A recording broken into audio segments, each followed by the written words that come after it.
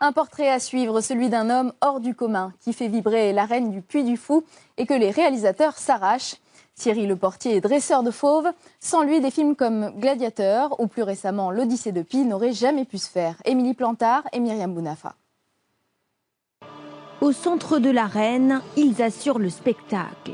Prêts, ils le sont forcément car au bout de cette baguette, Thierry Leportier les connaît bien. Le lion se sent tranquille par rapport à ces 7000 personnes qui crient ou qui hurlent. Parce que ça, ici, c'est chez lui, quoi. Personne ne passera de l'autre côté. Personne sauf lui. Plus de 40 ans qu'il a fait du dressage de fauves son métier et désormais c'est la coqueluche du cinéma. Gladiator de Ridley Scott, Deux frères de Jean-Jacques Hano ou encore L'Odyssée de Pi de Ang Lee. Les réalisateurs s'arrachent ses talents de dompteur, quitte à se plier à son emploi du temps. Des fois, on me disait, voilà, je ne peux pas de telle date à telle date. Alors, il déplaçait la date du tournage, ce qui était super pour moi, ou il le mettait avant. Mais sur Deux frères, par exemple, on s'est interrompu 5 mois.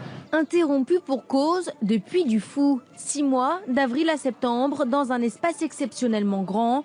Un rendez-vous qu'il tente de manquer le moins possible, obligeant parfois les réalisateurs à venir jusqu'à lui. J'ai répété une bonne dizaine de tigres différents dans cette arène. C'est-à-dire que dans la journée, on faisait le spectacle du Puy du Fou. Et à 6h, 7h le soir, j'avais l'arène jusqu'à 9h, 9h30.